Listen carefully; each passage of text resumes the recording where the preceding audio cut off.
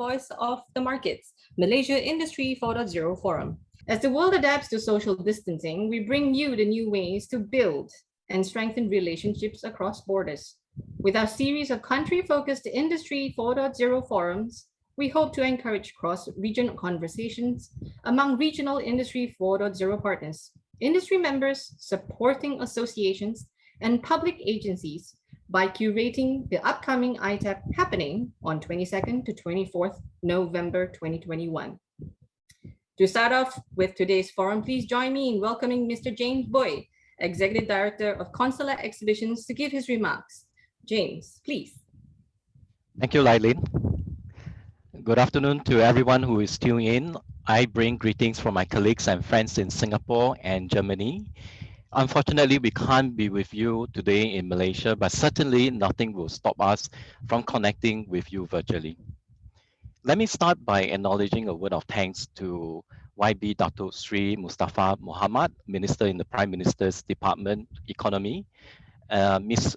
Tesu Ling, Executive Director, Selangor Human Resource Department Center, all our esteemed speakers, our partners, Enterprise Singapore, Yokogawa, and Connects, and all our local as well as foreign supporting organizations. Now, today we are in a challenging economic environment, and how the manufacturing sector emerge from this is going to depend critically on the manner of how individually businesses respond. A good friend of mine, an executive from an MNC, recently narrated to me that COVID-19 was the best chief digitalization officer. And that's the reason, because of the COVID restrictions and the impact to many of the conventional business operations, they have seen a significant increase in the number of manufacturers and businesses beginning to accelerate their adoption of Industry 4.0 solutions in whole or in part. This uptake is not just for Singapore or Malaysia, but is happening across the entire region. Now, with this context as backdrop, for today's session, we shall turn the spotlight to Malaysia. And after more than a year in this pandemic environment, the impact of COVID-19 continues to be neatly felt today, and it will continue to change how businesses in Malaysia will be conducted. And that is why it is even more critical for businesses to leverage on Malaysia's industry forward policy, your national policy, which was launched in 2017. And this program provides assistance to transform the manufacturing sector, companies, and its related services. I recalled in my trip in 2019 to Penang, at a time before the pandemic, there were already more than 100 Malaysian companies on this program. And I'm sure by now it would have, the numbers have gone up a lot more significantly. But I believe that in order to enable this to scale further, it requires both the government and the industry support, and to a certain level, a lot of courage and conviction for companies to take the bold step to transform your business operations for long-term sustainability. Now, we have to make the case to start and to stay the course of this industrial transformation. And it is for this reason my colleagues and I will continue to work tirelessly to curate opportunities for you to acquire knowledge, the understanding, as well as to provide a business platform for you to connect, to learn, and to support one another. Whether we are a small country or a big country like Malaysia, ultimately we need the global connectivity in order to realize the full potential, leveraging on each other's competitive advantage in order to create a bigger whole, which is the only way for all of us to grow. Let me add by saying we have come very far in facing up to the challenges that COVID-19 has presented before us. While the manufacturing sector remains resilient to continuous shock, we must collectively work hard to reinforce our strengths as a regional manufacturing hub and collaborate with one another on our common challenges. As part of the industry ecosystem, my colleagues and I stand ready to support you in your transformation effort as you prepare for a more resilient future. Finally, I'm happy to extend an invitation to see you, to meet you, and to connect with you face to face in Singapore from 22nd to 24th November at our hybrid edition of ITAP Trade event. We will host a physical showcase at the month of November. So do join us then. Thank you very much. And back to you, Lailin. Thank you, James. This is definitely a very different time. I remember our time in Penang where we had 5 portions of char kway teow in 2 days. All right, without further ado, we would like to bring you the distinguished Ms. Tay Sook Ling, who is the Executive Director representing Selangor Human Resource Development Center, to deliver her opening remarks. SHRDC is our co-partner for this forum, and their tie-up follows in tandem with their increased need for upskilling. Sook Ling has been with SHRDC for many years and took over the Executive Director position in the last 2 years. SHRDC champions upskilling workers to be ready for Industry 4.0 in Malaysia. Welcome, Sook Ling. Thank you, Lynn. Hello and good afternoon to all. Thank you for finding time to join today's virtual event, ITAP Voice of the Market Industry 4.0 Forum. I hope everyone already had your lunch before joining in. A very warm welcome to all. I'm Sook Ling. I'm the Executive Director of Selangor Human Resource Development Center, or SHRDC in short. For your information, SHRDC is a non-profit training and development center established by the industry and the government way back in 1992. To that, we have been already in business for nearly 3 decades now, providing relevant industry training. Our competency-based training programs ensure job readiness as well as recognized by the industry. As mentioned, SHRDC has been in business close to 3 decades, and we have ever since trained over 90,000 participants in various fields. To be one of the forefront in terms of upskilling for Industry 4.0 competencies have become especially crucial to us today. We are already embarking on the journey of digitalization and sustainable development ourselves. Just as how important it is for our clients, students, and participants, it is equally important for SHRDC as well to ensure the ones who are with us will get the best input, knowledge, and skills required. So the importance of Industry 4.0 is not foreign anymore, especially when this already been addressed following the recent announcement of the national policy on IR 4.0 by the Minister in the Prime Minister's Department, Datuk Sri Mustafa Mohamad, who will be with us this afternoon too. So the national policy on the 4th Industrial Revolution, or IR 4.0, aims to steer socio-economic transformation using technology. So having it launched earlier this month, this policy aims to increase the country's readiness in making use of IR 4.0 and transforming Malaysia into high-income nation. So it is such an honor for SHRDC to be given the opportunity to co-partner with this highly anticipated event together with ITAP, along with so many other great industry experts to discuss on the Industry 4.0 development and manufacturing priorities in Malaysia. With SHRDC sharing the common goals with ITAP, we hope everyone today will get introduced to the technical know-how on workforce upskilling to strive through digital transformation and drive product innovation. The insights of empowered leadership in better Industry 4.0 implementation, and of course, sharing of case studies on bite-sized Industry 4.0 adoption. Lastly, I would like to thank you again for participating in this virtual roadshow, and I extend a warm welcome to all our local and international speakers and participants. Thank you so much. Back to you, Lynn.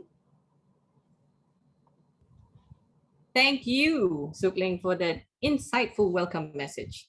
It is important, and indeed important, that we as Malaysia and beyond look at the importance of moving up the digital supply chain through upskilling, reskilling, and technology adoption. We're now going to play a following short video on the upcoming ITAP 2021 this November, reflecting these aims and features highlights on what you may expect to see at the event.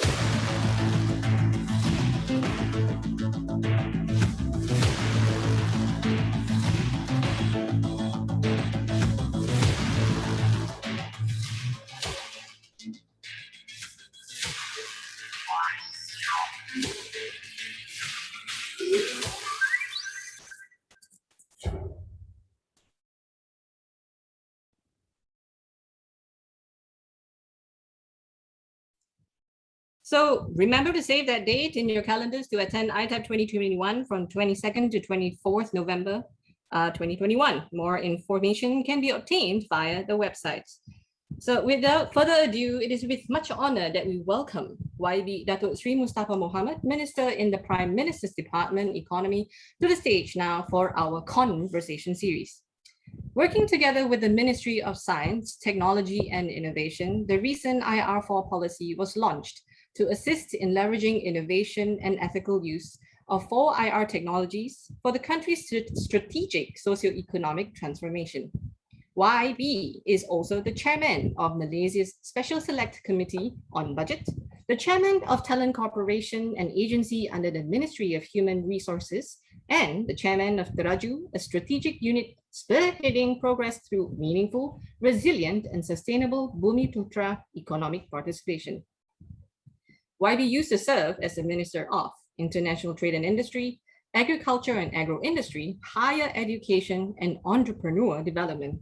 His vast experiences in leadership in so many different ministries will definitely shape our experience in the topic Industry 4.0 and Malaysia, the importance of digital transformation and moving the bell curve forward. Mr. Norman Goh, an independent journalist and producer of Bicara Minggu Ini, will be helming the moderator position. His current stints include working with Agence France Presse, the South China Morning Post, and has appeared on several international news coverage like the BBC. He was the former Special Functions Officer to the Ministry of Foreign Affairs and is currently pursuing a master's degree in public policy at University Malaya, adding further reason why the conversation with YB will be exciting to watch. Welcome, Norman and YB. Very warm welcome to all, and thank you for joining us in this forum as we dive deeper, discussing Malaysia's next step in charting its way forward for Industry 4.0. Hi, my name is Norman Goh. I'm an independent journalist based in Malaysia. Looking at the current situation in the midst of COVID-19 pandemic, this has greatly affected many developing markets and economies in this region. Whether it will pull the region backwards or become a catalyst for change, we are still waiting to see the strong indicators for the economy to recover. There are many questions as to how the government can maneuver in this sticky situation with limited fiscal space, and at the same time, new variants of COVID-19 are emerging, complicating the recovery plans for a lot of local industries. So with us today in this forum, I'm delighted to have our guest of honor, Yang Berhormat Datuk Sri Mustafa Mohamad, the Minister in the Prime Minister's Department for Economic Affairs. And he's here to speak to us in this forum about the importance of digital transformation and moving the bell curve forward in Industry 4.0. Firstly, YB, I'd like to ask you about the digital transformation policies. And they are not new in Malaysia. And in fact, it has begun since in the 1990s, and the country is among the first few nations in this region to spearhead the digitalization in both public and private sector. So in your view, Datuk Sri, diagnosing the rollout for IR 4.0 for Malaysia, what are your thoughts of our implementation so far, and how will the government strategize its policies and initiatives in moving the country forward to be on par with the main players? Norman, yes, you are correct. Our journey with digitalization began in the year 1996 with the launch of our multimedia super corridor. We were the first country in the world to issue biometric passports, for example, starting in 1998. We have since evolved with a number of government-driven initiatives as well as participation by the private sector. We are, of course, now in the cusp of the fourth industrial revolution. We cannot afford to be left behind. And that is why the government early in July introduced the national fourth IRA policy, as well as My Digital in February this year. We have seen during this pandemic how critical digital and technological space is, how they are important for the future of Malaysian business, education, and indeed the whole economy. Progress, we have been implementing some of these measures in the past few years, and in the context of the new blueprints, digital in February and fourth IR in July this year. We have set up what we call a Strategic Change Management Office under me in the Prime Minister's Department to take charge of implementation. We believe it's important to centralize this whole issue of centralization We are on track, but of course, we need to accelerate the pace of implementation, especially during post-COVID. We are, of course, mindful of what's going on in the region, including our neighbors, and we are, putting a number of measures in place in order to ensure that Malaysia remains competitive, remains an attractive destination for travel, for investments. Thank you. Looking back at some of the previous foundational policies and plans, I think you've rightly mentioned about the multimedia super corridor.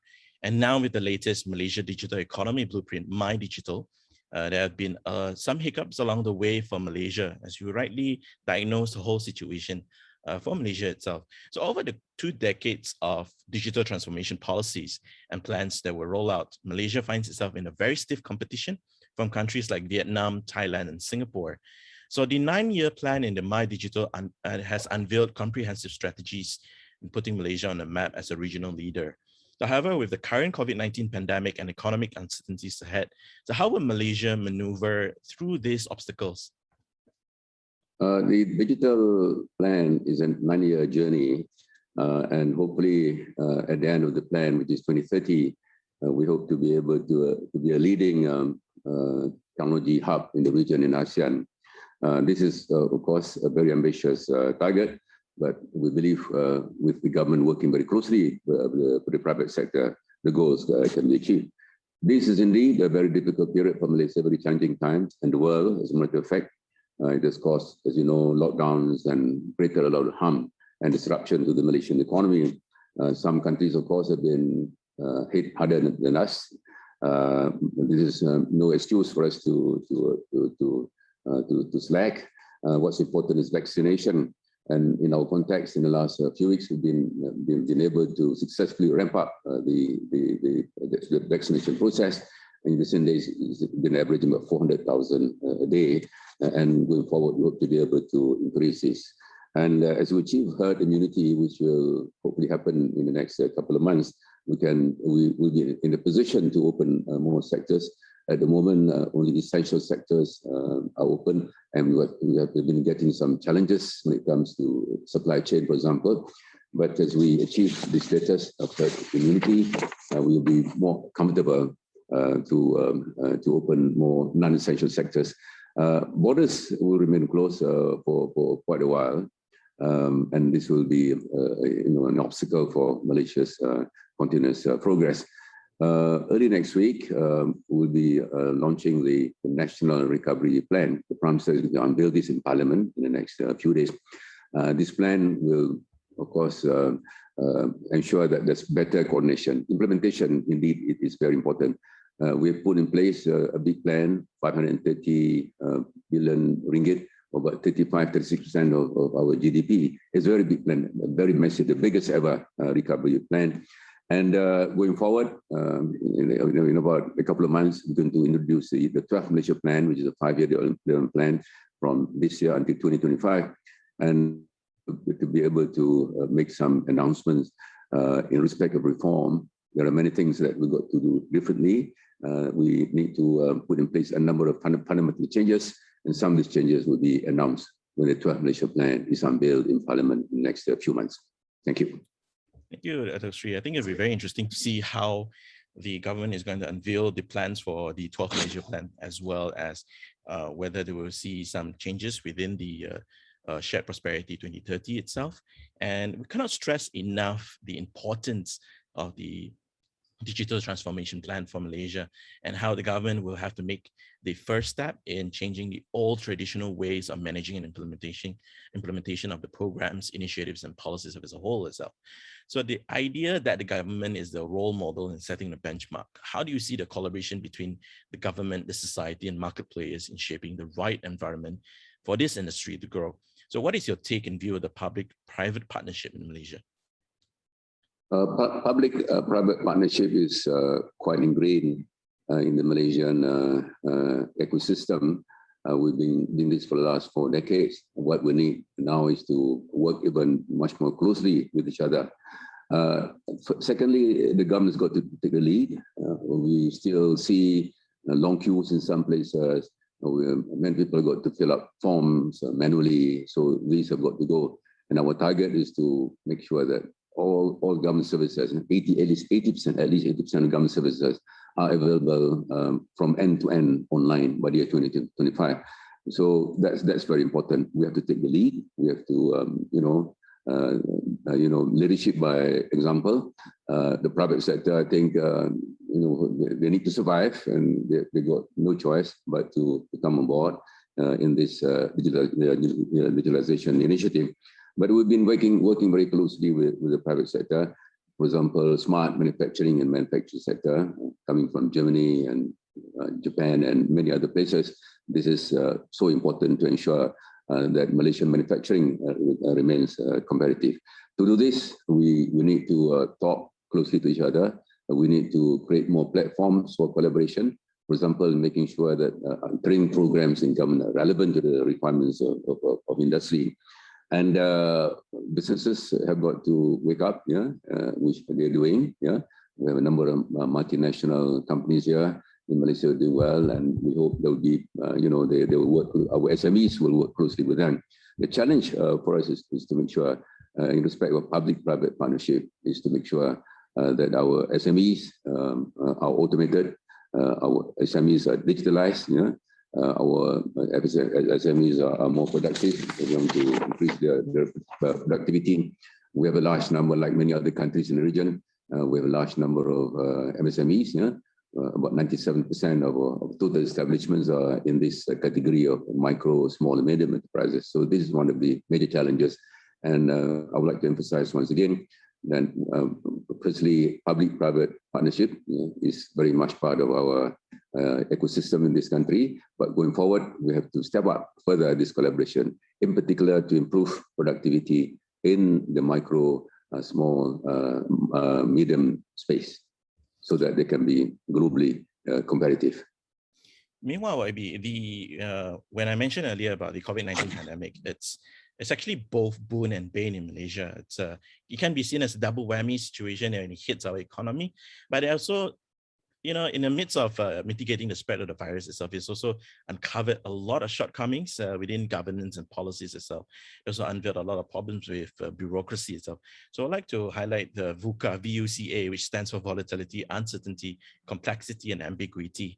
It's not a new term. It's a term coined in 1987 to explain on management, on change and leadership for both public sector and corporate companies. I think you have also pointed out that one of the government initiative is to set up the strategic management unit, which is parked under your ministry.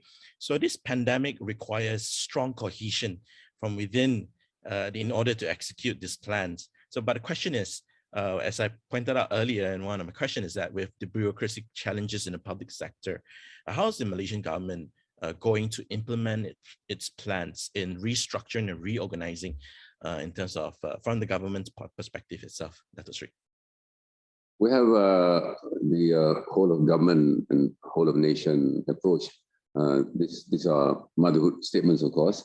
It's been applied everywhere, but we need to improve our coordination.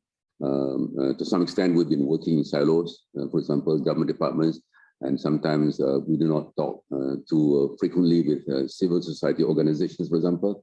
So going forward, we need to step up this collaboration. As you say, this is a very complex, complicated world. We have learned a lot from the crisis.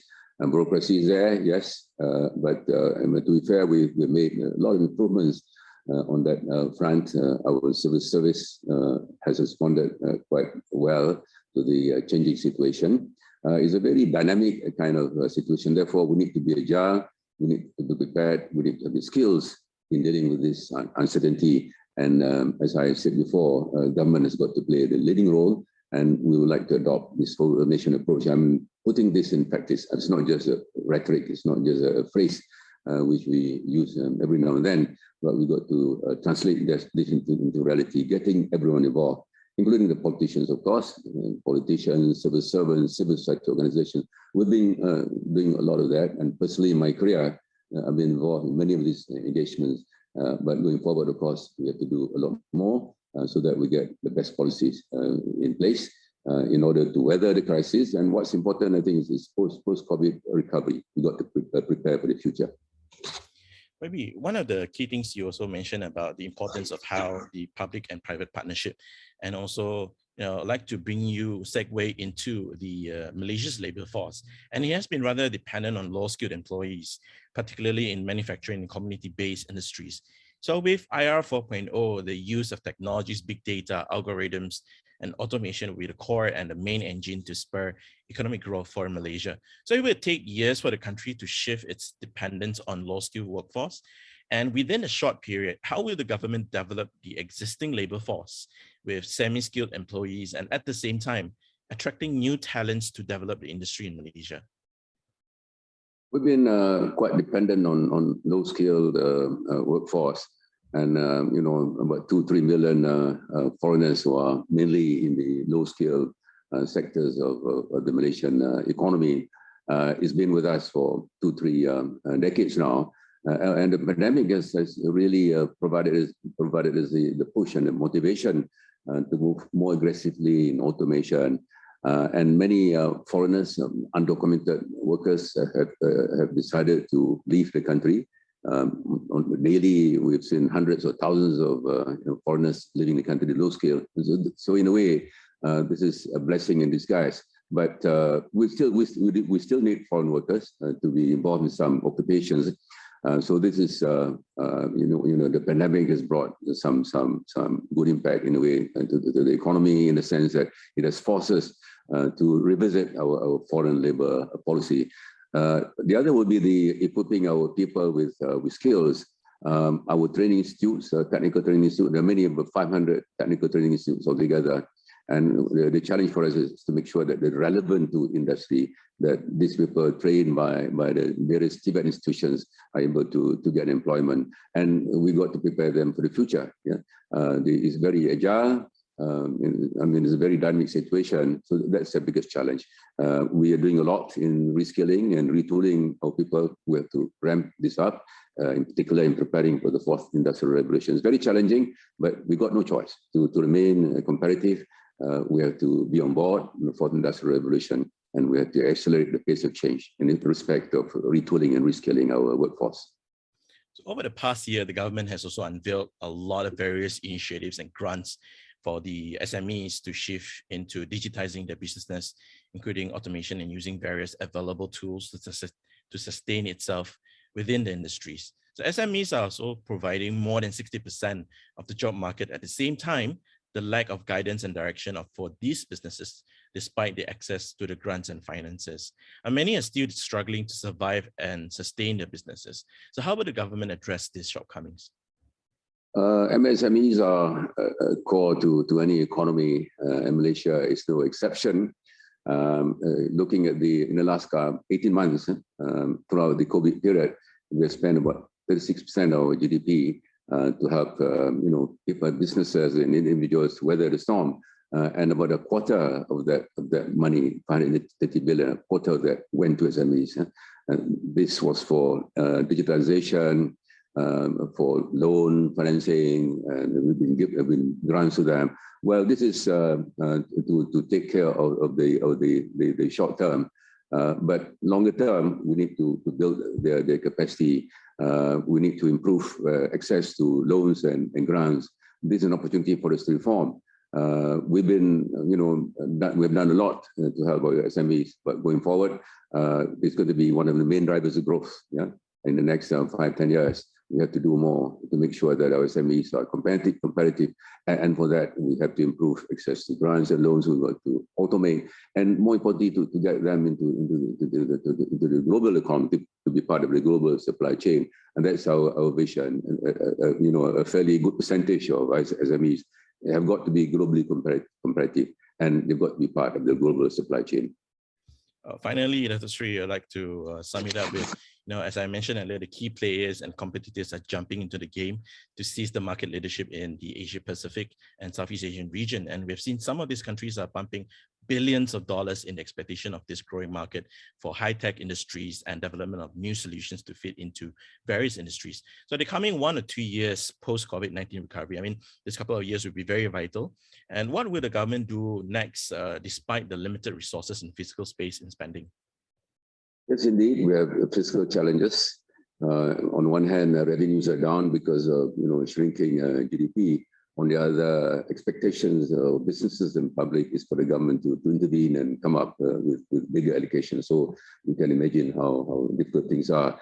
So our priority is to reform our economy to make it more efficient, productive. Training and retraining and retooling is a very important component of this. We've got to revamp our TVET institution. We've got to prepare, workforce of the future. And the education system has got to be overhauled. And we want Malaysia to continue to be a competitive investment destination. Foreign direct investments remain important. Malaysia is a very important part of the global value chain. So going forward, we would like to strengthen our resolve, our policies in attracting foreign investments in this country, but making them more integrated with the local SME ecosystem. We want to we are a diversified economy. Our manufacturing base is quite broad. But we got to move out the value chain. Electronics, for example, is about at least a third of the total manufacturing sector, contributing about 40% of exports. It's a huge part of manufacturing. So this is important. Smart manufacturing, robotics, and farming as well. Yeah, smart farming. So we got to be smarter. Yeah, some countries have got smart blueprints, policies. We are going in that direction as well. So the pandemic has provided an opportunity for us to revisit some of our policies, and some, of course, will have to be abandoned. We got to prepare to change, and the whole country has got to move together. The civil service will have to play a big role, but we hope to be able to collaborate even more closely with our friends in the private sector. Together, we will work, public sector and the private sector. This is the whole of the government approach, and hopefully by 2023, we should be, very much stronger economy. We should be able to rebuild what has been lost during this COVID period. Thank you, Norman. Thank you very much, Dato' Sri, for your sharing in terms of how Malaysia is going to maneuver itself in Industries 4.0. And that's it we have today with our guest. I want to thank you so much to Yang Berhormat Dato' Sri Mustafa Muhammad, who is the Minister in the Prime Minister's Department for Economic Affairs. And thank you for joining us in this Industries 4.0 and how we look at the importance of digital transformation and moving the bell curve forward. Thank you all for joining in this forum today. Thank you, YB and Norman, for leaving us with important takeaways. And I believe he has actually endorsed that upskilling, reskilling, and retooling is an important and essential part in improving the economy. So we would like to move on with our next session, and we have a couple of quick questions first for our audiences to better understand your objectives for joining us today. And also your main concerns regarding Industry 4.0 adoption. As we launch that poll, I'd like to introduce you to our next speaker from Yokogawa. Dr. Nereus Ngo is the Senior Vice President and Functional Director heading the Digital Enterprise Solution Business Center at Yokogawa Engineering Asia, headquartered in Singapore. He has held various positions in advanced technological solutioning in Yokogawa's offices in Asia, the Middle East, and Africa regions, and currently oversees the digital solution and transformation strategies of the group's industrial automation and control business in ASEAN, Oceania, and emerging markets. He has definitely a lot of expertise. I don't know whether I am even equivalent to standing next to him at this point in time. But speaking on how Industry 4.0 can drive performance and evolution in the pharmaceutical and medtech industry, and how this is a future within reach, please welcome Dr. Ngo to the stage. Thank you very much. Good afternoon to all. I think my slide decks have to switch to the first page. Yes, thank you very much. I hope you can hear me clearly. Today, my name is Darius from Yokogawa. I would like to share, take the opportunity to share on the bioindustry autonomy and mainly focusing on the smart manufacturing towards Industrial 4.0 for pharmaceutical and medtech industry. Next slide, please. So a short agenda, basically highlighting the challenge vision and what is moving towards a bioindustry autonomy operations and some remarks itself. Next. So as you can see, the global trend has been moving quite dynamically. in the market driver on the pharmaceutical workforce is really moving since the start of pandemic.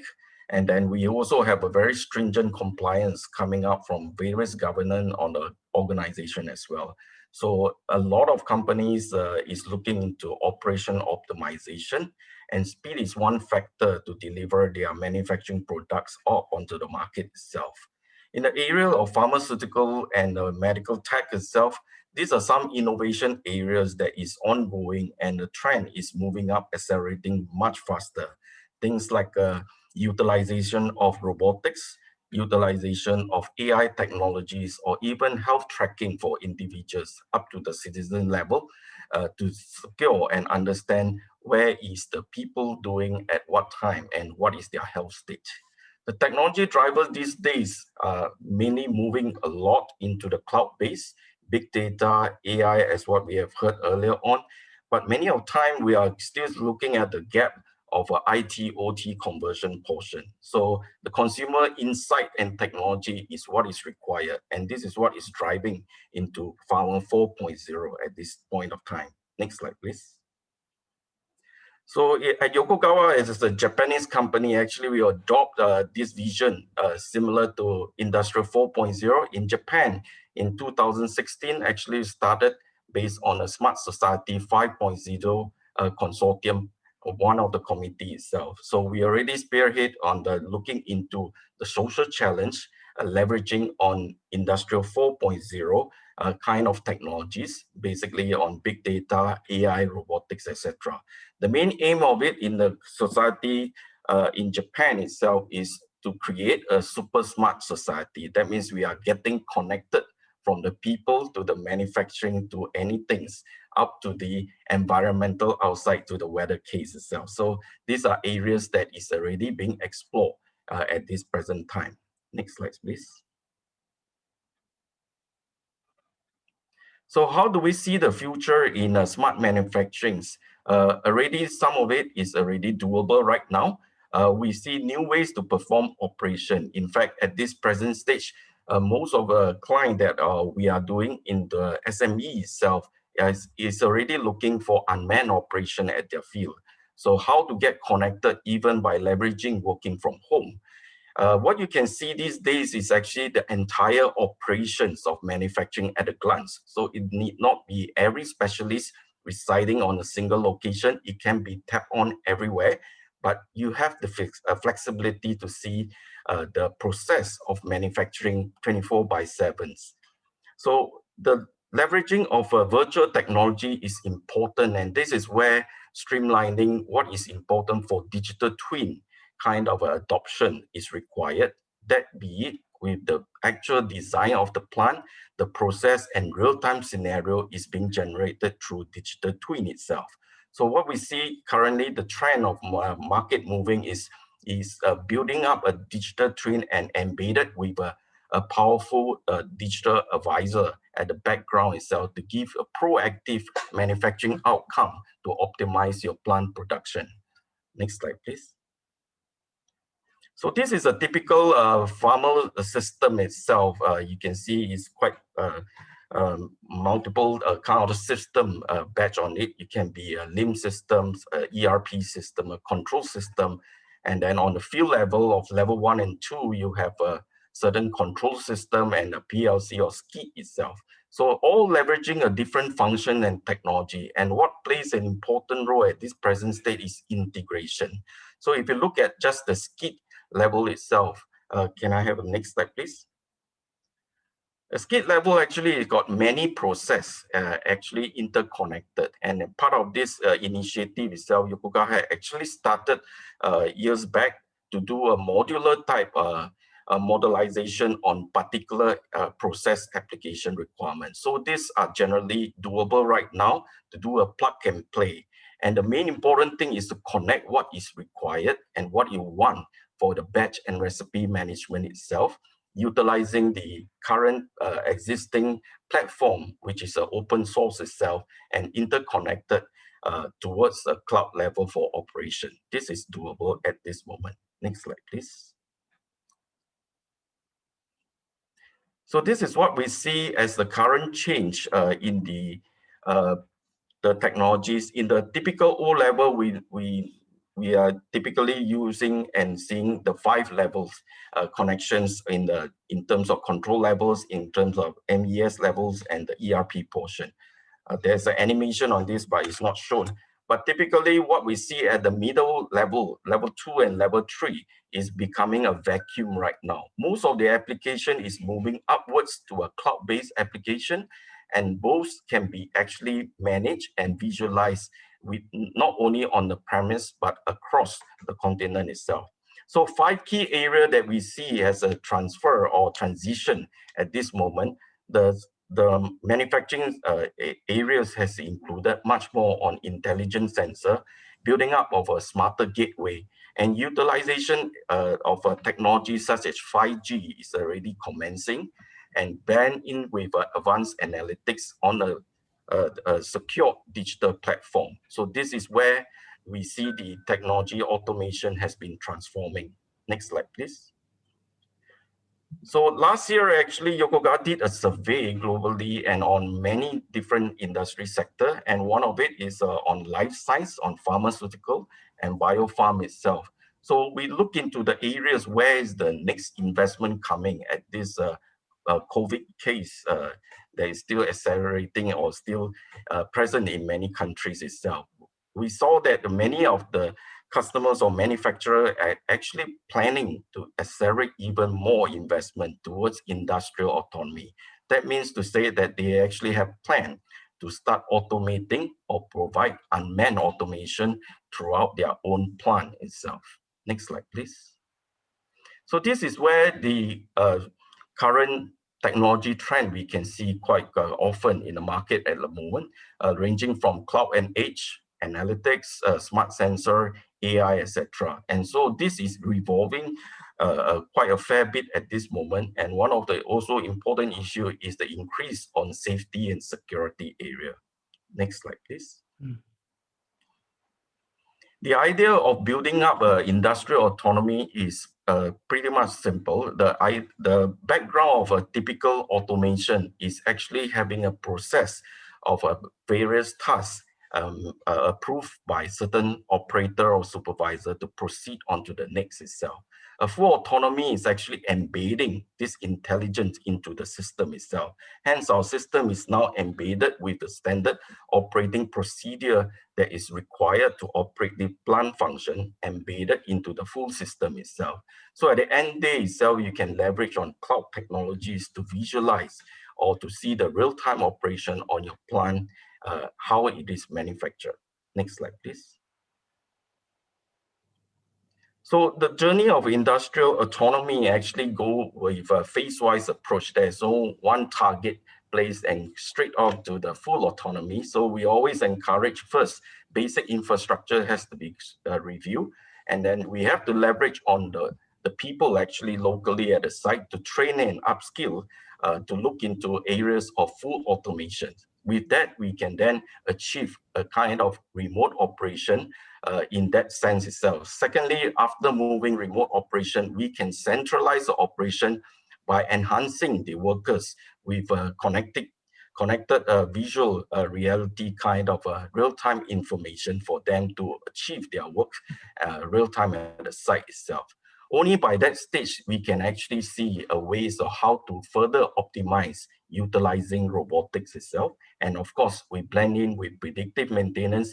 Now, especially that all your asset probably is already embedded to mostly on the AI portion. And through that AI embedded portion, we can then achieve a full autonomy for unmanned facilities forward. Next slide, please. So the Yokogawa is part of the WEF committee that we are also embarking with the Smart Industrial Readiness Index as a profile to help customers look into where are the gaps towards their maturity model. And this is a slide that actually looking into pharmaceutical. Pharmaceutical, practically they are low in series variants, but they have a high maturity on that. So we can leverage on this kind of series index to define what kind of gaps are necessary for the manufacturing industry. Next. So we go through a process of a maturity model looking not into only technologies, but also on the data, the ITOT collaboration, and more importantly is the people and culture that can adopt to this. With this and align with their business strategy, we can carve in a phase-wise approach. Next slide, please. Yep, so we can do this approach by IA to IA assess on the discovery, design, and development portion, and step-by-step to guide the individuals pursuing to industrial autonomy approach. Next slide, please. With that, I end on the last slide itself, basically concluding that the phase-wise approach is doable, and we have done quite many of time and to reduce this kind of risk and increasing productions based on this approach itself. I hope this is informative to all. Thank you very much. Thank you, Dr. Ngo. We actually have a question for you. It says, how can you automate and improve performance without understanding KPI goals? It is in the Q&A section, so you might have to answer over there if you'd like to, or you can answer live. Right, okay. So basically, we go to the methodologies of going through the assessment as well. So we have the expertise of different various industry itself. And mainly for pharmaceutical in Europe side, we have many specialists that actually provide the gaps analysis onto your site's requirements. So based on that requirement and comparing what is optimum use for your design requirement at this site itself, then we can compute design architectures to optimize your manufacturing.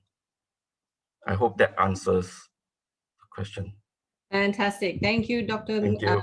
That has been a very informative session, and I believe that Yokogawa certainly has a lot to offer.